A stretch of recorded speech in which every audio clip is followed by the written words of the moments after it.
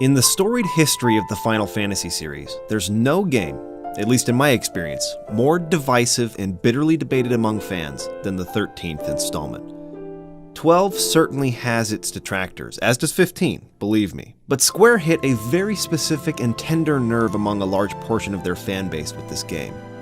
The reasons for this are varied, and attempting to sort out and analyze them has been an exhausting process, but during the course of my research and discussion, I found a ton of people who were moved and inspired by it, and coming to understand that perspective has been a pretty enlightening experience.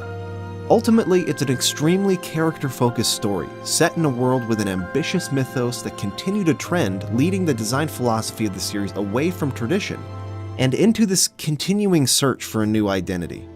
While a lot of disappointment has been expressed by fans, especially those who have an attachment to the way that Final Fantasy games were made in the 90s, there are still many people who enjoyed the new ideas that were brought to the table.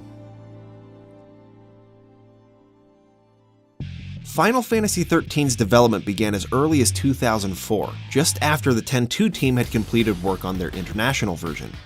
It was then that director Motomo Toriyama and Kazushige Nojima, who had been a scenario writer on Final Fantasy VII, VIII, X, and X-2, began conceiving ideas for the plot and lore of XIII's world, which they would continue to develop for the following year. According to the Ultimania, it was Nojima who devised the mythology and setting that the game would take place in, which ultimately expanded into an entire universe of games Square would put into the works.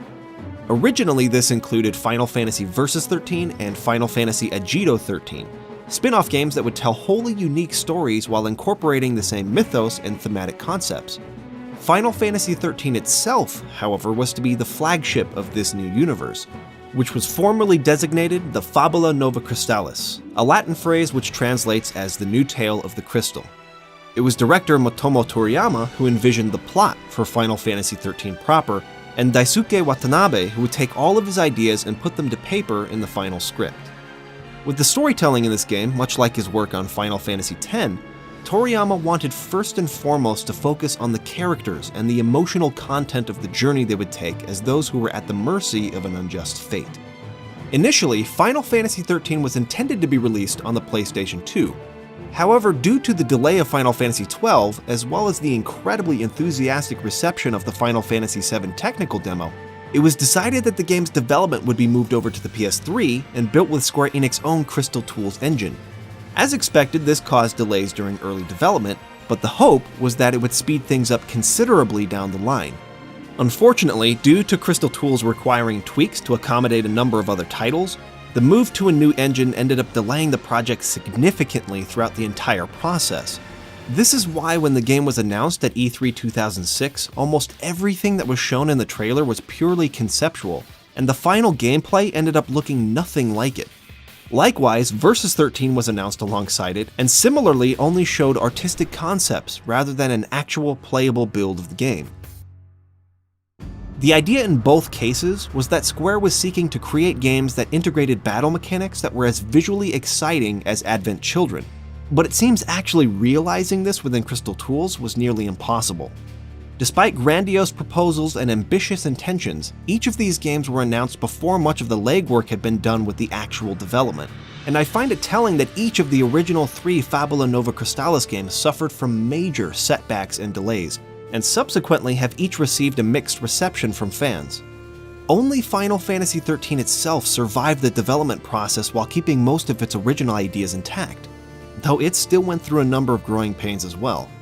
The reasons for this have been highly speculated, and I don't want to add to the conjecture, but what we do know is that working with the Crystal Tools engine proved to be problematic, especially considering the company's reputation and earnestness to be considered a graphical powerhouse, which was described by Naoki Yoshida as an unhealthy obsession with graphical quality. In addition to this, the largest issue with the game's development seemingly came from a lack of shared vision within the team. In a detailed post-mortem written for Game Developer magazine, Toriyama offered the following quote: "Final Fantasy XIII was first introduced through a concept trailer shown alongside the announcement of the Fabula Nova Crystallis project at E3 2006. The trailer was merely a visual concept, and we had not yet created anything playable at that point. I felt that this trailer set the bar for the quality we were aiming to achieve in terms of battle speed and cutscene imagery. and believed that this sentiment was shared by the rest of the team. However, it became clear that, at the time, there were actually very few members who saw the trailer as a representation of what we wanted to achieve with Final Fantasy XIII. This lack of shared vision became the root of many conflicts that arose later in development. This lack of vision and direction continued until the team was tasked to create a demo that would be released as a package with the Final Fantasy VII Advent Children Blu-ray set in Japan. Apparently, it was within the creation of this demo that the team finally found the clarity they needed to get the project moving again. Even at a late stage of development, we did not agree on key elements of the game, which stemmed from the lack of a cohesive vision, the lack of finalized specs, and the remaining problems with communication between departments.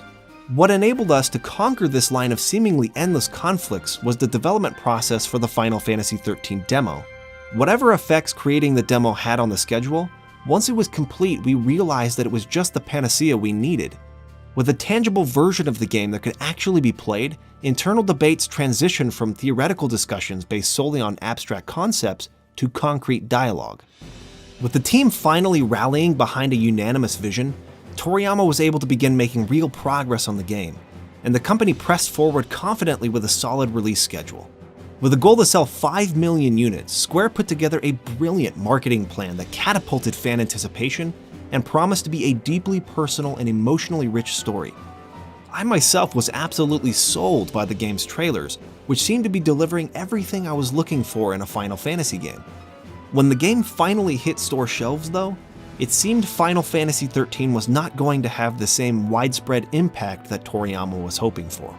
Being the first game in the series released on the PS3, he had been aiming to deliver the same quantum leap forward that Final Fantasy VII had provided as the first game on the PS1. Likewise, Final Fantasy X had created a similar impression, taking graphical fidelity to an entirely different level. While there's no doubt that Final Fantasy XIII is among the most visually remarkable games of the platform and is still impressive even today, it was in other areas that fans responded with fierce negative feedback.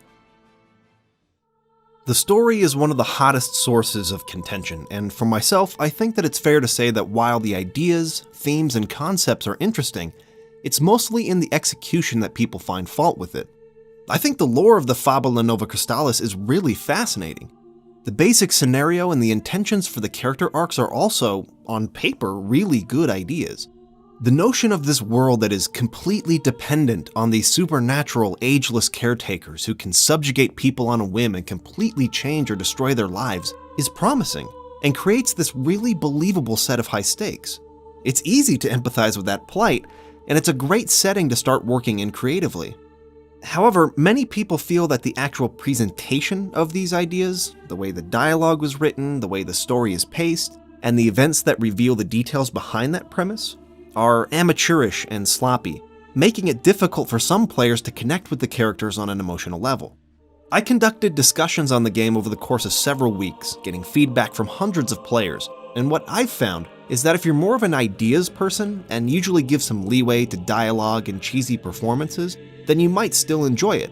If execution is a big deal to you though, then you'll likely struggle to settle in and feel invested, at least through the first couple of chapters, which definitely contained the worst examples of dialogue and writing that rub people the wrong way. I personally find that the dialogue throughout the game often falls into being obtuse, flamboyant, repetitive, and written on the nose, lacking the nuance and depth that I look for in character-driven stories that seek to be emotionally effective. That's not to say that it's all bad. There are definitely some standout scenes that I thought were both written and performed beautifully, but it is a frequent enough problem in my opinion to keep me from fully engaging in the narrative. One thing I do want to say though is that the emotional response from those who were disappointed with the game has definitely carried over into exaggerating how bad the execution can be. I'll agree with most in saying that the first two chapters are really rough, but it does steadily improve as you move through the second and third act. The game does highlight some nice character moments, and gives time for most of the characters to demonstrate gradual change and development. The effectiveness of those scenes can be individually debated, but they are there, something I've heard others claiming is not the case. Unfortunately, this focus on the characters' personal journeys and internal struggles left little time for the writers to do much world building. A lot of that is put into the player's hands to discover on their own, either through closely studying scenes and piecing together their own inferences, or through reading the extensive data logs which continually update with new information about the world and how it operates as you move through the story. Many players have expressed disappointment in this, claiming that in order to truly understand what's happening, you're required to read these data logs rather than having the information present in the exposition and flow of the story itself. I don't agree with that completely, but it is true that the developers relied heavily on the data logs to inform players about the world. That's not to say that they don't have any examples of world building within the scenes, just that there's precious little of it for such a complex universe with rich lore and history. This is a difficult thing for me to analyze because most of the stories that have resonated with me throughout my life have similarly left a lot of the mythology and history to be explained in supplemental works. The Lord of the Rings is an example of this, with the appendices in the Silmarillion that give incredible depth to the world that you never would have known about by only reading the trilogy or The Hobbit. There are many games in this very series that try to walk that line, offering enough world building to hopefully get the players to make sense of the story, while also withholding enough to generate discussion and theory crafting among fans. I'll say that if you're the kind of person who likes to search for answers in ancillary works through discussion with other players or by playing the game multiple times to pick up on things you didn't see before, you might find some satisfaction here. But if you're the kind of person who likes to have a solid understanding of the world and characters after one playthrough, then search for more that can give greater context to the events and increase their impact, something I feel the Silmarillion does really effectively for The Lord of the Rings, then the way the exposition is given in Final Fantasy XIII might frustrate you a bit. Ultimately though, this game's primary focus is on the characters themselves, so your enjoyment of the story will largely depend on whether or not you can sympathize with them. Many people find them to be annoying, and I can certainly understand that position, but others see them as deeply flawed people who are meant to be a bit unlikable at first, but then find redemption in the eyes of the audience in how they mature by the end. For me, the execution did not match the potential the characters had, and the villains are barely developed at all. But I'm definitely a person who highly values believable dialogue and clear exposition. Another criticism you'll hear a lot is that the voice acting is weak. I want to touch on this specifically because it's amazing how many people feel this way when the talent of the voice cast is so strong.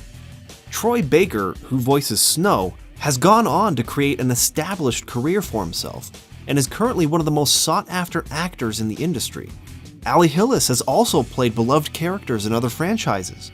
The rest of the cast, I feel, are all fine talents. So why is this game's voice acting harped on so much? When it comes down to it, in my opinion anyway, it's all in the voice direction. I've shared this example a few times before, but in this interview with My Outer Space, Vanille's voice actress Georgia Van Kylenberg talks about how she was instructed to emulate the Japanese actress, even down to getting very specific vocal idiosyncrasies right. Take a listen.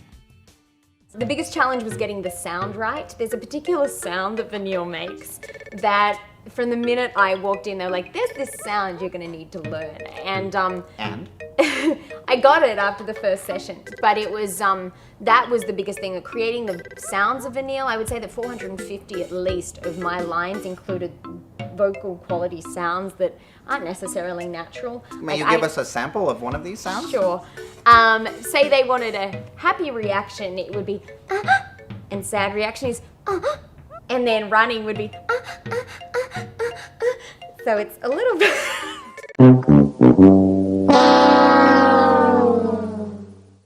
I just so completely, fundamentally disagree with this approach to voice direction. I firmly believe that the actors should be chosen because of their unique interpretations of the characters, and that they should be given freedom to express that in the ways that they find the most natural. Anytime you start asking them to emulate another actor or actress, the performance will begin to lose sincerity. Additionally, there are some pretty massive cultural differences between Japan and English-speaking countries, differences that will come across as abrasive and strange to those who are not familiar with them. And anytime you ask a performer to specifically accentuate those things, it's going to create confusion with the audience. Anytime that happens, it's like the player is experiencing a road bump that briefly takes them out of the story. And I just feel so strongly that those kinds of things should be left out unless they're adding to the purpose of what's being explored thematically with the work.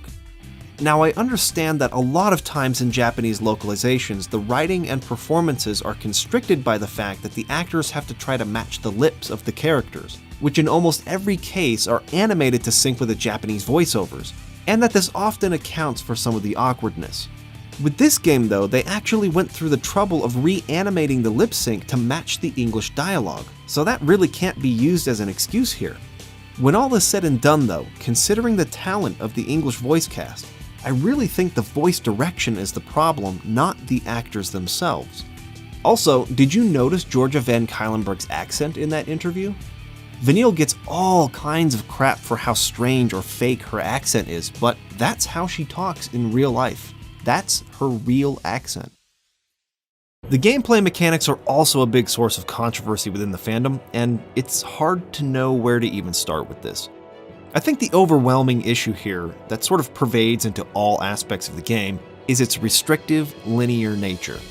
This is true of the field map design and exploration, the character progression system, the battle mechanics for the first 10 chapters or so, and even in who you're allowed to bring into your party.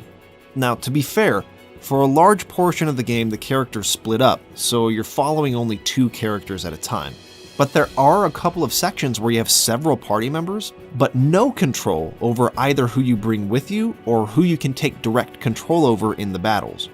I'd like to posit that it's this very heavy level of restriction and lack of choice that was the largest issue with detractors of the game. In every way that you can interact with it for the first 20 hours, you have little to no freedom to explore or experiment, and it really makes you feel like you're on rails in just about every conceivable way. Leveling up your characters in the Crystarium is basically a complete linear path upward and locks you out of advancement until you've progressed to a certain part of the story. Just about every field map up to Chapter 11 is a thin hallway leading forward, with only a few very short branching paths leading to obvious treasure. Now I want to step back for a second and put an idea out there. Considering the content of the story, where a group of people are taken against their will and forced into a cruel fate, could it be true that the developers wanted to instill a similar feeling in the player to link these themes with the gameplay itself? Sure, the player feels limited. Sure, they can't choose their own path or go at their own pace. However, this is also true for the characters in the story, and for a number of people I've talked to, they feel as if there's a strong connection between the narrative and the way the game has to be played. I mean, after all, it's a story about fate. In addition to this, I've heard many defenses for the game's linearity that claim it wouldn't make sense for the player to slow down and visit towns or explore the environment openly. The characters are on the run, being hunted down by the government, and they have a time limit to complete their focus before being transformed into monsters. For these players, it wouldn't fit with the story to have lots of towns to visit, NPCs to interact with, and side quests to engage in, because those activities aren't congruent with the narrative. While this is an interesting interpretation, and perfectly valid if you made that connection and it deepened your appreciation for the game, I don't believe this is an intentional, artistic choice on the part of the developers, nor do I ultimately think it's the best way of connecting the player with those themes. When you read interviews with Motomo Toriyama, the reasons why he tends to lean toward linearity in the games he designs becomes clear pretty quickly. In response to criticism from fans, he was quoted as saying, "When you look at most Western RPGs, they just dump you in a big open world and let you do whatever you like. It becomes very difficult to tell a compelling story when you're given that much freedom." Also, in the Final Fantasy XIII Scenario Ultimania, he gave this gem of a quote. "The game's linearity was just because depicting towns and so on like we did before was impossible to do on an HD console. It was too much work." I also disagree with the notion that due to the urgent nature of the character's plight, that towns and side quests were simply incompatible. Balancing survival, the need for food, water, and supplies, with the urgency of their focus is one way that entering towns and interacting with NPCs could have been implemented sensibly, and definitely would have injected much needed diversity into the gameplay. Which brings me to my greatest criticism of the game: the complete lack of variety. Let's speak frankly. There's nothing wrong with a game being linear. Linearity in and of itself is not a flaw. The Prince of Persia trilogy on the PS2, Xbox, and GameCube are some of my all-time favorite games, and they are extremely linear. Final Fantasy X, which shares an incredible number of similarities to FF13, is incredibly linear, but also well beloved. So why is it that audiences responded well to FF10, but with contempt toward FF13 over something that is prevalent in both games? The answer lies in pacing and diversity. Consider this. With Final Fantasy X's field maps, you'll encounter NPCs that deliver lore, you'll find minigames that give small breaks from the repetition of fighting battles, you'll find puzzles and mazes to navigate within the trials, and you'll also have the opportunity to engage in the Aeon combat challenges that differ from common battles.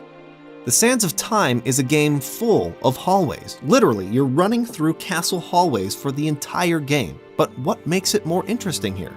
It's the diverse number of ways you can interact with the game. You don't just run forward, there's a lot of platforming involved. Then you'll find yourself stuck in a room looking for a way forward and will need to solve puzzles in order to do so. Then you'll come into a room with a lot of enemies and have to fight them.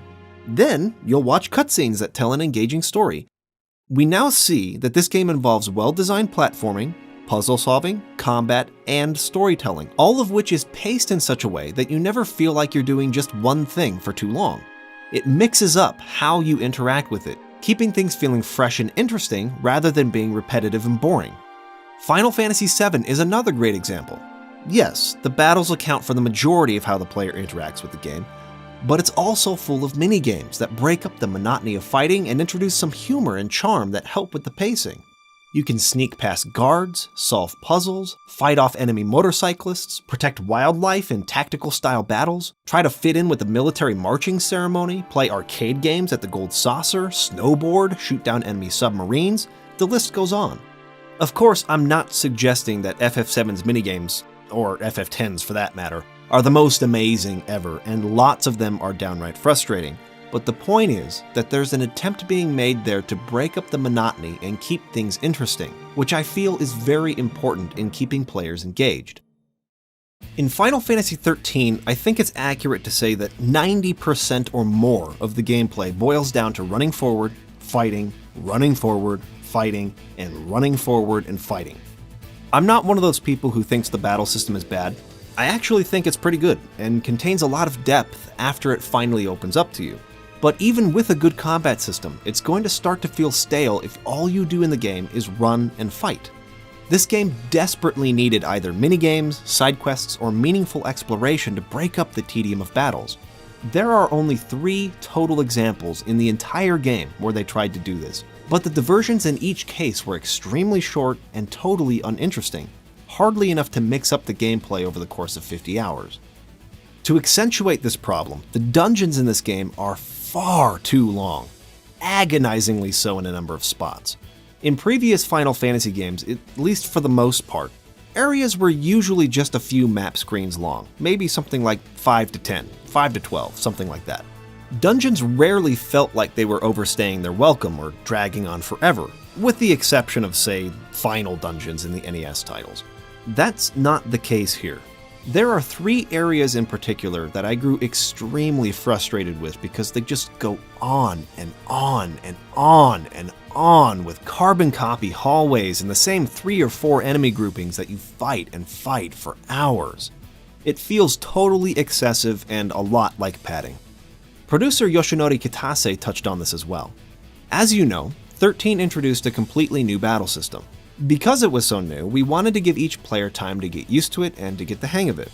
Before, with 13, we just wanted the stages to be quite long, where you have to go quite carefully and slowly, and which would look like very lengthy tutorials, which a lot of people didn't like at all.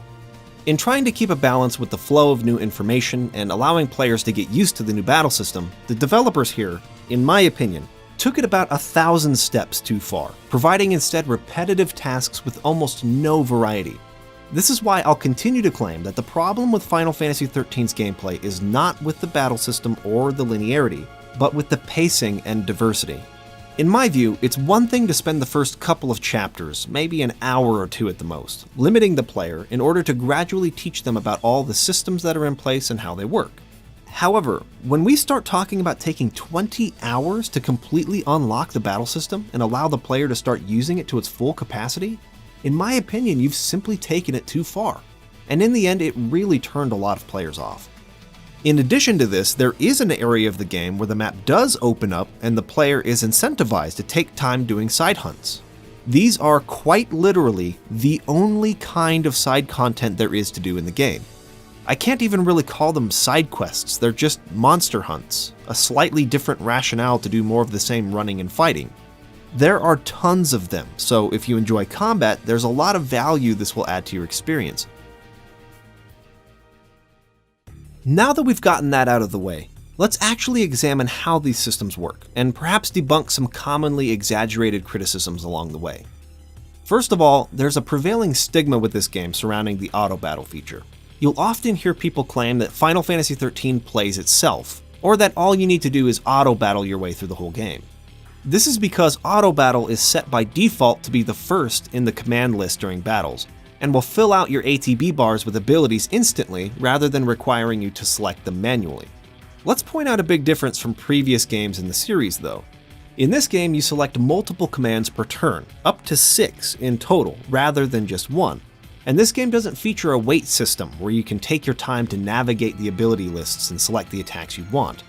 Everything moves in real time, and it was designed to be fast-paced. This fast pace is more or less the pivotal aspect of the combat upon which every other choice was based on, in my opinion.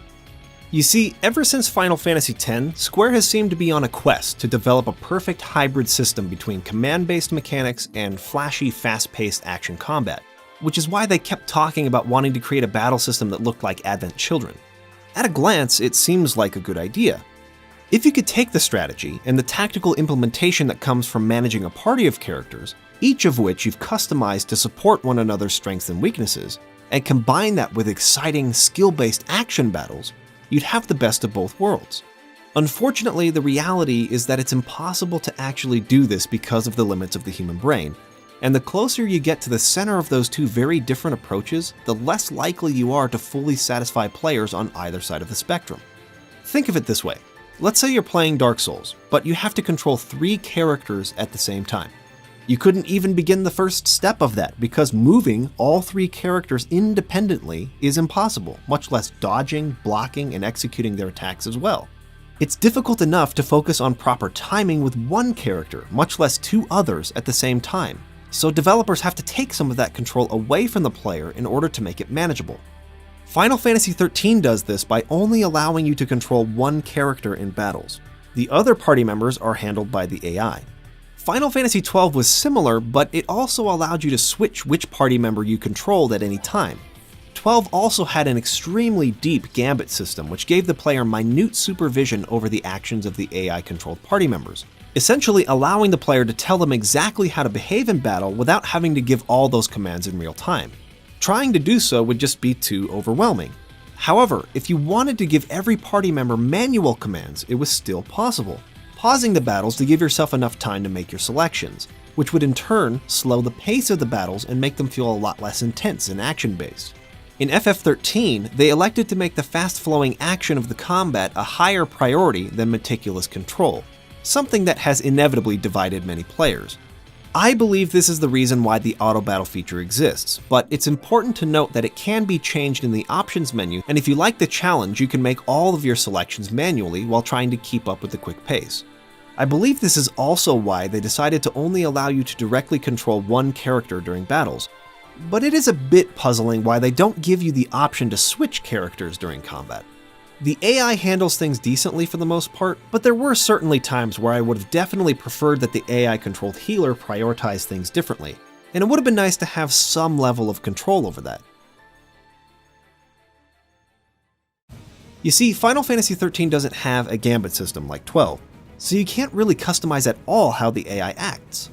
The only form of control you're given over your party is in the pre-battle selection of paradigms, which are essentially combinations of this game's classes. There are 6 total classes, or roles, in the game, and while each character can eventually obtain all 6, for a vast majority of the time, they specialize in only 3. More on character progression in just a minute, but the point is that again, the only form of control you have over your other party members in battle is to select which roles they'll be able to switch between, but how they act is totally out of the player's hands.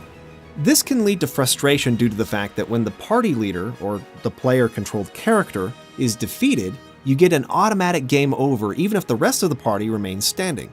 However, a game over here isn't nearly as punishing as it was in previous games. You don't get set backward to a previous save point, but generally just appear in front of the enemy you just lost to and can try again. All of that being said, I think there's a decent amount of depth to be found here. Of course, much of what I've described or will soon cover becomes available so slowly that for a majority of the opening act it really does feel like most of the battles only require you to hit the auto battle button without any thought put into what you're doing. There's definitely some truth to those sentiments, but you certainly can't get through the entire game, or even the majority of the game like that.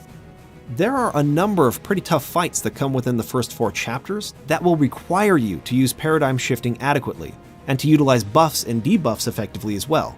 In fact, I would say that the usefulness of buffs and debuffs in this game is one of my favorite features. In many of the previous games, there were so many abilities that ended up sitting unused in a long, cluttered list because they ultimately just weren't very effective, some of which I would never even touch. In FF13 though, a vast majority of your abilities remain useful throughout the entire game, and the buffs and debuffs are essential to success against late game enemies and bosses, which I think is great. Unfortunately, I don't think the game does enough to incentivize players to really optimize their strategies like that. There's a star ranking system after every battle that I believe was an attempt to do this, where getting a higher efficiency rating gives you better item drops, but those rewards aren't nearly significant enough to fulfill that purpose in my opinion. One of the players I spoke with in preparation for this review, a speedrunner who goes by the name of Mr. Zwanzig, described the battle system by saying it's a game that has a lower skill floor to beat than it does to enjoy it. I thought that was fairly profound. You can get through the majority of this game with a basic setup that you use in almost every fight, but the battles will be long, tedious, and dragged out if you do so, and you'll constantly get low star ratings. If you learn to maximize your efficiency, however, you'll find yourself zipping through battles and really finding the flow that I think the developers were aiming to deliver. It's unfortunate that so many of the good parts of the battle system are kept away from the player until you reach Chapter 11, but according to the players I've spoken with who really enjoy post-game content, Final Fantasy XIII has a lot to offer. I don't personally like to get into post-game content myself, but this is a sentiment that I found was pretty widely shared among those who do. I also don't really like the way weapon upgrading works. It's a little tricky to explain, but basically, you can find 2 different types of components for upgrading weapons: organic parts and mechanical parts. Organic parts are used to increase an experience multiplier, which is then used with the mechanical parts to boost the weapons with as much EXP as possible. That's all fine, I guess, but I found that the game didn't offer nearly enough components as rewards from battle, nor did it give enough money away to buy those parts so as to allow you to experiment with upgrading a fairly robust number of weapons. You either have to do a lot of grinding, or wait until super late game enemies drop items you can sell for a lot of gil before you can really collect enough resources to experiment, which is a shame. One fairly significant change to Final Fantasy XIII over previous entries is the fact that the party is fully restored after every battle. This changes the nature of the game in a profound way. In previous Final Fantasy games, resource management was a big consideration. You knew in the middle of a dungeon that you'd need to keep your MP up to fight a boss at the end, and might need to bring and use some restorative items as a means to keep yourself prepared for that. In this game that isn't the case, because like I said, after every single battle all of your characters are immediately healed. The game also doesn't utilize MP at all. There is a TP gauge, used for a very select number of abilities like summons, but it really isn't a factor most of the time since summons are virtually useless for dealing damage, though they do give your entire party a full heal, and the other abilities tied to it are needed so sparingly that you're guaranteed to refill your TP gauge before you'll find yourself using them again. This puts the focus of the game on surviving every individual encounter rather than on surviving a dungeon, and leads to what I would consider to be the toughest set of regular encounters in the entire series once you've progressed through the first couple of chapters. You can easily find yourself getting wiped out if you aren't paying attention. I like the idea there, an attempt to make every encounter meaningful, but I certainly also see why some players might miss the resource management of previous games. The major goal with the combat is tied to the stagger meter. The stagger meter is essentially a damage multiplier, and the higher you drive it up, the more damage each of your attacks will do. The idea is to build it up and stagger your enemy, which basically accounts to stunning it for a brief period of time. While the enemy is staggered, it's vulnerable, and you can choose to either go all out on the offensive at that point, or spend a little extra time continuing to drive up the multiplier before delivering massive damage. Whether you choose to do the former or the latter will depend on the enemy type, where the effectiveness of either choice is contextual. It's a fairly simple idea, and the fact that it's basically what you do in every fight can make battling seem a bit repetitive. In my opinion, it would have been nice to add a little variety to the combat by making your own party vulnerable to being staggered as well, which could have necessitated some really heavy defensive paradigm phases and gone a long way to mixing things up. Ultimately, I think this battle system is bound to be polarizing, but if you don't mind the fact that you can't control your full party, which a lot of other JRPGs do as well, and if the notion of fast-paced combat with buffs and debuffs that are actually useful for a change sounds exciting to you, then you might find that there's a lot to enjoy. Character progression is also one of my larger criticisms with FF13. It's all handled via the Crystarium, which is where all of your character's stat increases and abilities are earned. You don't level up in this game like you would in most RPGs, meaning your characters don't have a number associated with their current level. Rather, through fighting battles you earn Crystarium points, which you use to unlock both stat increases and new abilities within the game's 6 roles. Those roles are Commando, a class primarily concerned with dealing physical damage, though it does come with a few spells; Ravager, a class most closely associated with the Black Mage job of previous Final Fantasy games and which is primarily used to drive up the chain gauge; Sentinel, which is this game's tank class; Saboteur, which inflicts status effects and debuffs on enemies; Synergist, the opposite of Saboteur, which casts buffs on your party; and Medic, which is self-explanatory. Through a large portion of the game, each character is only given access to 3 out of these 6 roles, and they can't be chosen by the player. That fact is actually fine with me because the roles for each character were selected in a way that makes sense with their temperament and personality. And as a brief note, I have to say that this game does a pretty good job of telling its story through gameplay systems like that. Down the line, it also actually gives strategic value to the choice of who you bring with you into your active party. I also really like the fact that the abilities earned within those roles and at which points on the Crystarium are different for each character. So, for example, if we look at Saz in the Synergist role, he earns access to haste a lot earlier than Hope does. But Hope earns access to a lot of good buffs within that role that Saz can't get until later.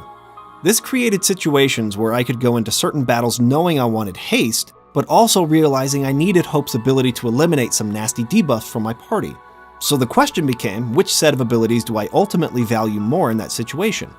It's choices like these that make a pretty big difference on how tougher battles will play out, and causes the player to adjust their strategy. This was definitely a factor for me during the last few chapters, where I would be rolling with a party that was really working for me for a time, then would find myself facing enemies that forced me to make adjustments. That was when the game's combat started to click with me a little more and became a lot more interesting. The utility of actually working up through the Crystarium to earn these abilities, however, seemed really dull and inefficient in my opinion, mostly because these paths are incredibly linear.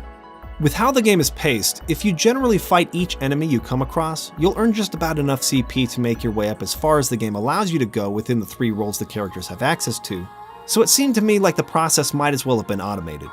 However, if all 6 roles had been unlocked for the characters earlier in the game, then there might have been some choice and consequence tied to how you choose to proceed through the Crystarium and which roles and abilities you'd like to focus on.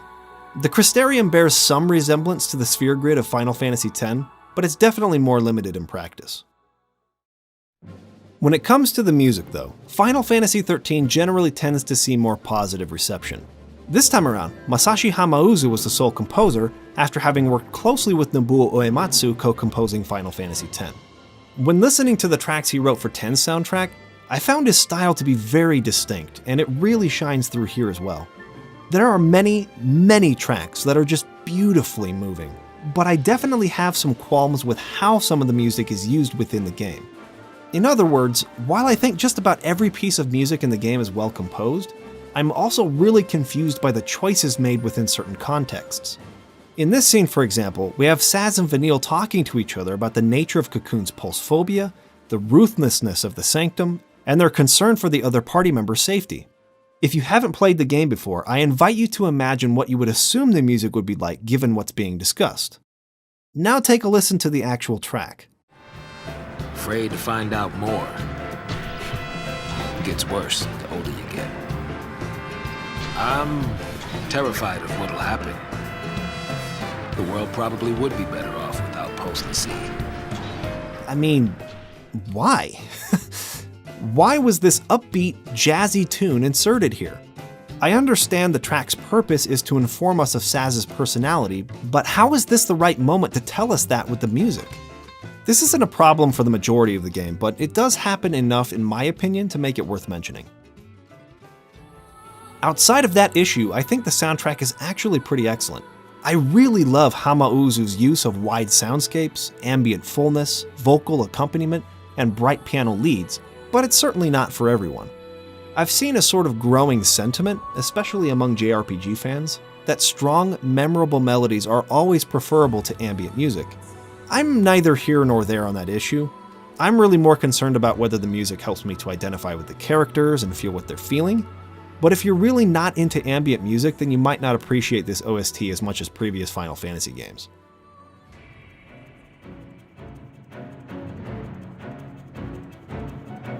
The game's main battle theme, Blinded by Light, is yet another source of divisiveness that so perfectly summarizes the overall landscape of opinions of this game.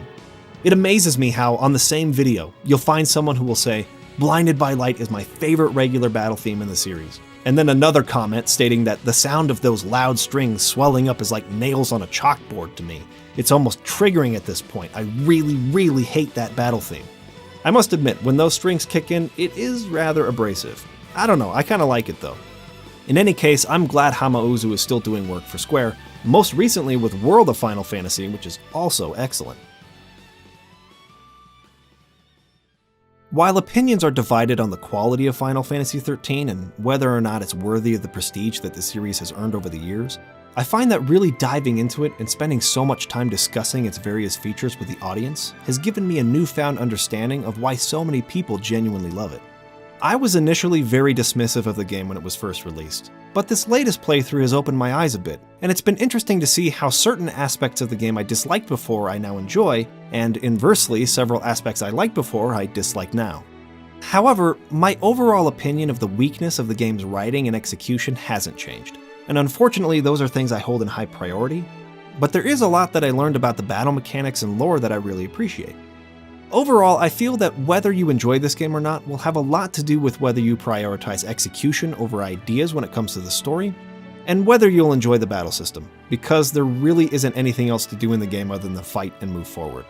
For me, while I enjoyed the battle mechanics and especially loved the usefulness of buffs and debuffs, the incessantly long dungeons made combat feel way too repetitive for my taste. And while the lore and premise of the story is fascinating, I just could not personally connect with the characters due to the awkward writing and delivery.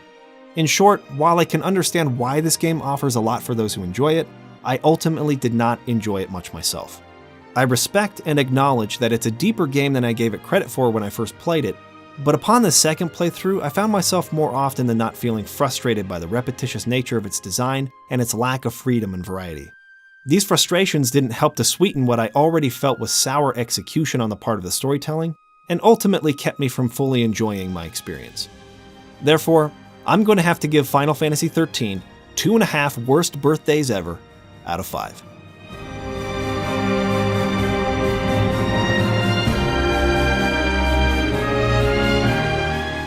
This video was made possible largely in part because of my patrons. If you like what we're doing on the channel and want to support us, please click on the Patreon logo and donate today. If you'd like to see more of my Final Fantasy reviews, you can click on either one of the top 2 links. Thank you for watching, and have a great day.